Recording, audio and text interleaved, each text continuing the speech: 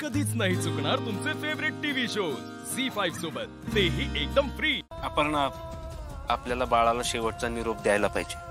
तुम्ही ऐका माझं, मी कसं सांगू तुम्हाला. मला अगं आप्पे, आपल्याला नाही थांबता येणार. मी तेच म्हणतेय की इथे नको थांबूया. हे असं ठीक आहे माती, नाही अर्जुन, नाही करायचंय तुला.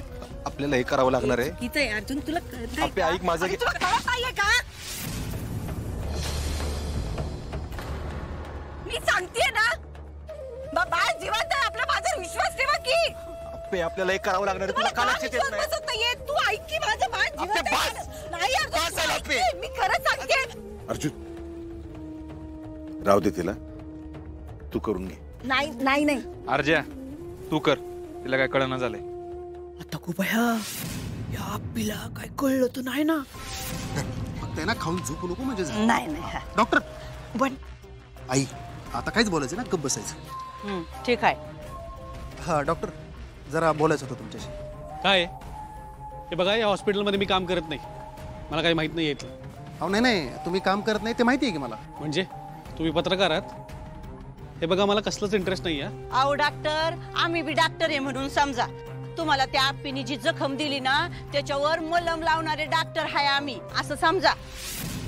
आप्पी म्हणजे कलेक्टर अपर्णा सुरेश माने, तिला धडा शिकवायचा आम्हाला.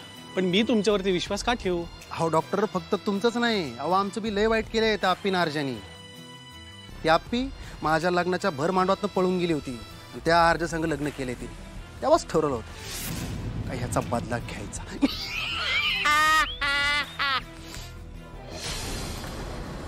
हो, तुम्ही ठीक आहे ना? अहो त्या दोघांना चांगली आयुष्यभराची अद्दल घडवली ना, की मगच आम्ही ठीक होऊन जाऊ बघा. पण हे सगळं खरं आहे कशावरून? हाय का आता? अहो आताच आम्ही वरनं खाली आलोय, त्या अर्जाने आम्हाला हाकलून दिलंय आणि म्हणला की तुम्ही अजिबात इथं मागं मोर पण आमच्या फिरकायचं नाही म्हणून. पाहिजे तर जाऊन बघा तुम्ही. सोड गाय. डॉक्टर, तुम्हाला काय वाटतंय, म्हणजे ही आप्पी फक्त तुम्हाला सस्पेंड करून गप बसेल असं अजिबात नाही बरं का. ती सगळं उकरून काढणार आणि तुमच्याकडे बघून वाटत नाही की तुम्ही फक्त एवढा एकच कांड केला असेल म्हणून. वाटेल ते आरोप करायचे नाहीत. अहो नाही नाही, आरोप नाही करत आहे मी, स्वतःच्या अनुभवावरून सांगतोय. काय तुमच्याकडे बघितलं तेव्हाच कळलं होतं मला की तुम्ही आमच्याच लाईनचे आहे म्हणून. डॉक्टर, मी आसगावात ग्रामसेवक होतो. हां, मी भ्रष्टाचार केला म्हणून आप्पीने कामावरून काढून टाकलं मला.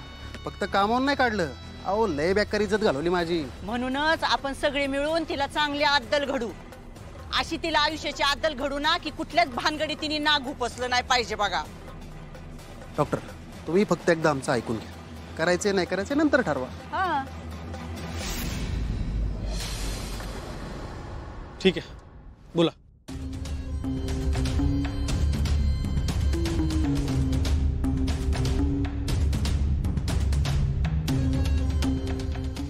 फक्त एवढं काम झालं पाहिजे, होणार ना? ठीक आहे, पण हे सगळं घडवून आणणं फार कठीण आहे. अहो म्हणून तर तुमची मदत पाहिजे ना मला. डॉक्टर साहेब, विचार करा, ज्या पोरीनं तुमची आयुष्यभराची कमाई एका दिवसात उडवली, तुमच्या घराचं नाक कापलं, त्या पोरीला तिची जागा दाखवली पाहिजे का नाही? तुम्हीच सांगा, दाखवली पाहिजे का नाही? पण यासाठी आणखी माणसं लागतील आणि पैसे पण.